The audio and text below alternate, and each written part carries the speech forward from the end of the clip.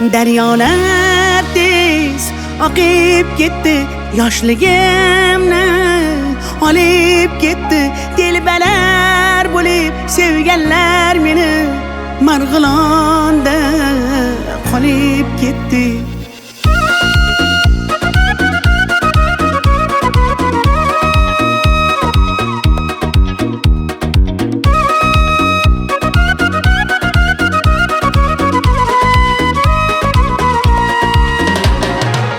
Biz opa televizordan tushmay qo'ydingiz. Ukam bor deb bir qo'ng'iroq qilmay qo'ydingiz. Avvalgidek sochingizni bo'yamay qo'ydingiz. Menga yoqar edi sariq sochingiz. Eslatding-ku yoshligimni, boshligimni. Kimlar sog'inmadi deysan, mening qalam qoshligimni. Daryo, daryo, oqar daryo. Kimlar sevib, kimlar qolib ketar ayro. Dardlarimni, sirlarimni toshlarga urib yuvib ketar daryo. Daryo, toshqin daryo. Kimlar sevib, kimlar qolib ketar ayro. Yoshligimni, sirlarimni, ko'z yoshimni yuvib ketar daryo.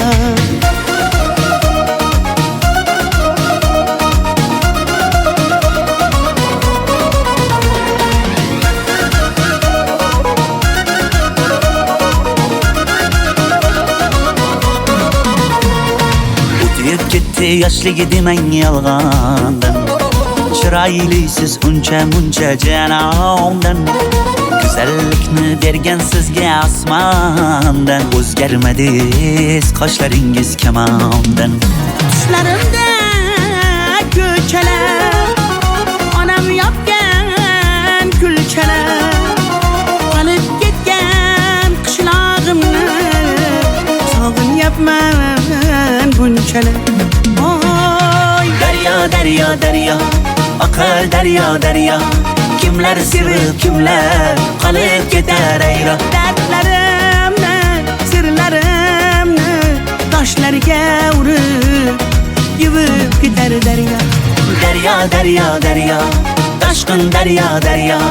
Kimlar sevib, kimlar qolib ketar ayro. Yoshligimni, sirlarimni, ko'z yoshimni yuvib ketar daryo.